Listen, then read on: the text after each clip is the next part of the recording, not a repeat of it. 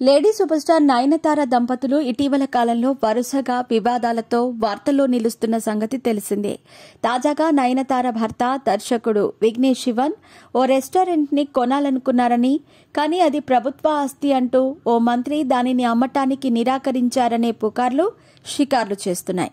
తాజాగా ఆ వార్తలపై విఘ్నేష్ శివన్ స్పందిస్తూ అసలేం జరిగిందో వెల్లడించారు. పుదుచ్చేరి బీచ్ రోడ్లోని ప్రభుత్వ ఆధీనంలో ఉన్న రెస్టారెంట్ సీగల్స్ ను దర్శకుడు విఘ్నేష్ శివన్ కొనాలనుకున్నారనే వార్త సోషల్ మీడియాలో చక్కర్లు కొడుతోంది. ఈ విషయంపై క్లారిటీ ఇస్తూ విఘ్నేష్ శివన్ ఇన్స్టాగ్రామ్ పోస్ట్ ద్వారా అసలు విషయాన్ని వివరించారు. మీ పెట్స్ కి గ్రూమింగ్ నుంచి బర్త్డే సెలబ్రేషన్స్ వరకు అన్నింటిలో మంచి ఆఫర్స్ ని మాయా టైల్స్ అండ్ ట్రయల్స్ వారు మీ ముందుకి తీసుకుని వచ్చారు. ఎక్కడో కాదు, మన బాచుపల్లిలో. Phone number 8985555318. ప్రస్తుతం పుదుచ్చేరి బీచ్ రోడ్డులో నడుస్తున్న సీగల్స్ రెస్టారెంట్ లో చాలా మంది ఉద్యోగులు పనిచేస్తున్నారు. అయితే ఈ రెస్టారెంట్ ని కొంటానని విఘ్నేష్ శివన్ అడిగారని, దానికి పుదుచ్చేరి టూరిజం శాఖ మంత్రి లక్ష్మీనారాయణ ఒక్కసారిగా షాక్ అయ్యి ఇది ప్రభుత్వ ఆస్తి అని సమాధానం చెప్పారనేది ఆ రూమర్ల సారాంశం. అలాగే కాంట్రాక్ట్ ప్రతిపాదికన కూడా వాటిని ఆయనకు ఇవ్వటానికి మంత్రి నిరాకరించారని ఇటీవల వార్తలు వచ్చాయి. దర్శకుడు విఘ్నేష్ శివన్ ఈ విషయం గురించి క్లారిటీ ఇస్తూ పోస్ట్ చేశారు. అందులో పాండిచ్చేరిలోని ప్రభుత్వ ఆస్తులను స్వాధీనం చేసుకునేందుకు ప్రయత్నిస్తున్నాను అని జరుగుతున్న ప్రచారం అర్థం లేనిది.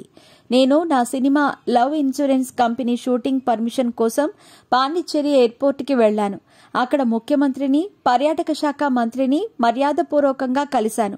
కరెక్ట్ గా అదే టైంకి అక్కడికి వచ్చిన లోకల్ మేనేజర్ అనుకోకుండా నా మీటింగ్ తర్వాత ఆయనను ఏదో అడిగారు. అది పొరపాటున నాకు లింక్ చేశారు.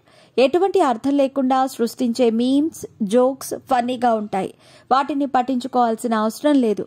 కానీ క్లారిటీ ఇవ్వాలనుకుంటున్నాను అంటూ తను పుదుచ్చేరి రెస్టారెంట్ కొనటం గురించి వస్తున్న వార్తలన్నీ ఫేక్ అని వెల్లడించారు.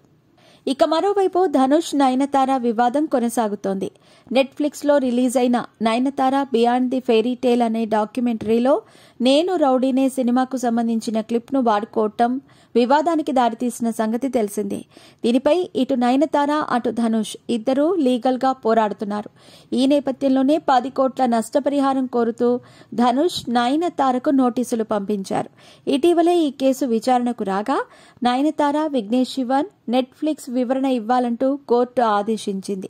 కానీ మరోవైపు నయనతార టీం మాత్రం అవి అసలు సినిమాకు సంబంధించిన సీన్స్ కాదు, బీటీఎస్ సీన్స్ అంటూ చెప్తోంది. మరి ఈ వివాదానికి ఎండ్ కార్డ్ ఎక్కడ పడుతుందో చూడాలి.